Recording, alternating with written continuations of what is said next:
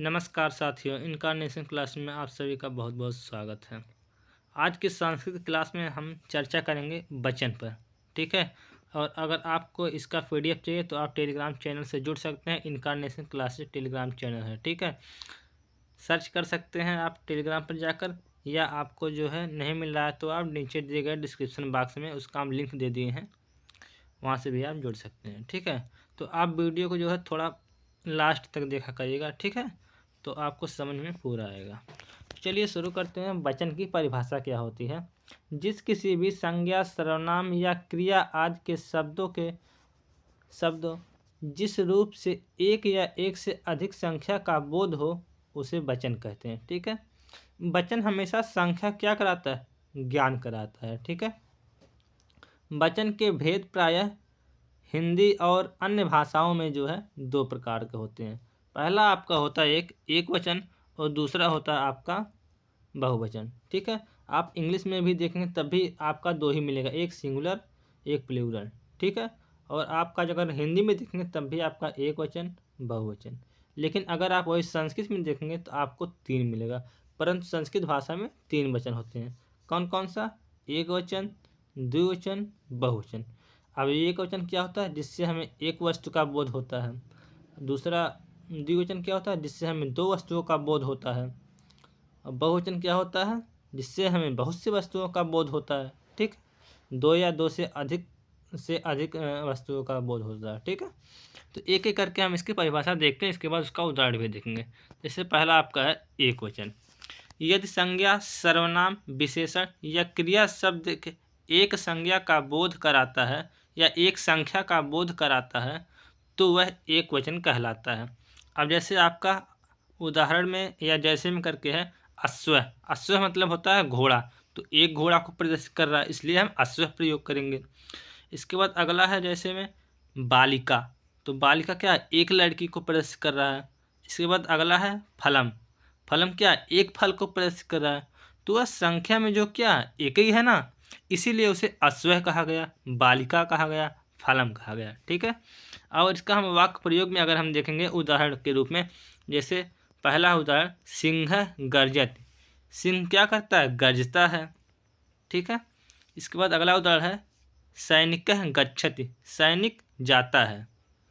अगला उदाहरण है मृग चरति, मृग चरता है। ठीक है, मृग क्या है? चरता है, तो मृग एक ही है ना, तो वही। अश्व धावति, घोड़ा दौड़ता है, तो एक ही घोड़ा है इसीलिए अश्व कहा गया। अगर अभी आप जब द्विवचन में जाएंगे तभी देखिएगा इसका रूप चेंज हो जाएगा। कैसे? चलिए आगे हम देखते हैं। द्विवचन आता है जिस संज्ञा, सर्वनाम, विशेषण आदि शब्द जब दो संख्या का बोध कराते हों तो उसे क्या कहते हैं? द्विवचन कहते हैं। जैसे अश्व, अभी आपने एक क्वेश्चन में क्या देखा? अश्व। अब यहाँ इसमें क्या गया? अश्व।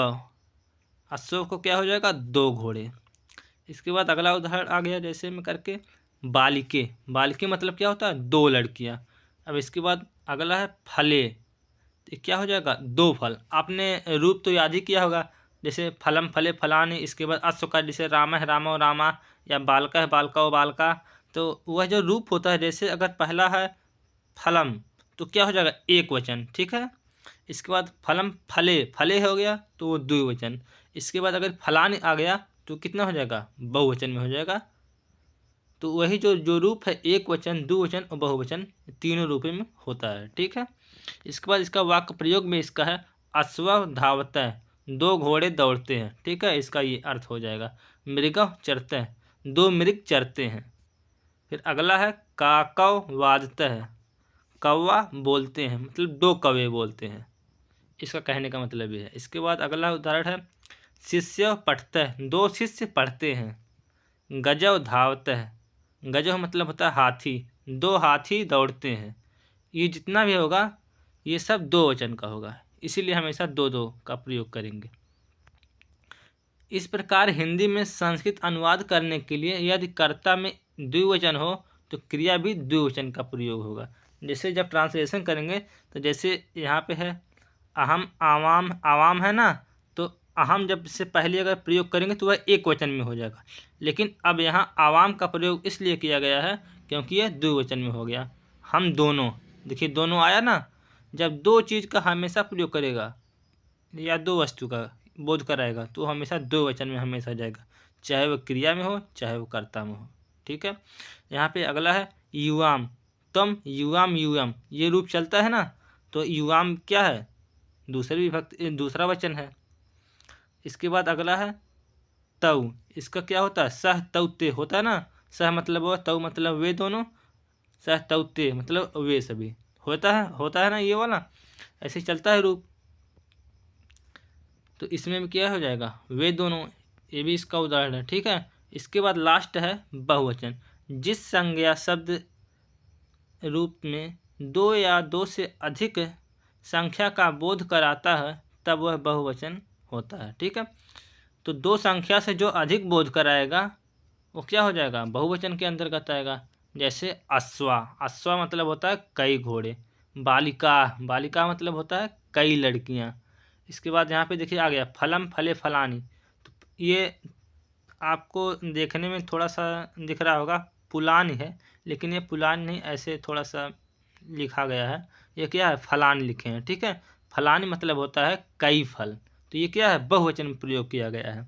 अब इसका उदाहरण जो है एक एक करके देख लेते हैं। जैसे है अश्वाह धावंती, तो इसका क्या अर्थ हो जाएगा, सभी घोड़े दौड़ते हैं। मृगाः चरन्ति, बहुत से मृग चरते हैं। सुकाः वदन्ति, बहुत से तोता बोलते हैं। वदंती मतलब बोलना होता है ना। इसके बाद अगला है उदाहरण बालकाः पठन्ति, सभी बालक पढ़ते हैं। तो ये क्या है, ये सब बहुवचन में है, इसीलिए बालकाः का प्रयोग किया गया। बालकः बालकौ बालकाः, आप देखें कि लास्ट का बहुवचन का प्रयोग हुआ ना रूप, तो इसीलिए। इसके बाद ये देखिए आप, ये पठ धातु का पठति पठते पठन्ति, यह भी क्या हुआ, क्रिया का भी लास्ट में जो बहुवचन वाला है वही प्रयोग हुआ ना। तो इस प्रकार जब उदाहरण जब आप लोग जब ट्रांसलेशन करेंगे हिंदी से संस्कृत में, तो इन सब का भी ध्यान दीजिएगा। ठीक है। तो बस आज के लिए बस इतना ही।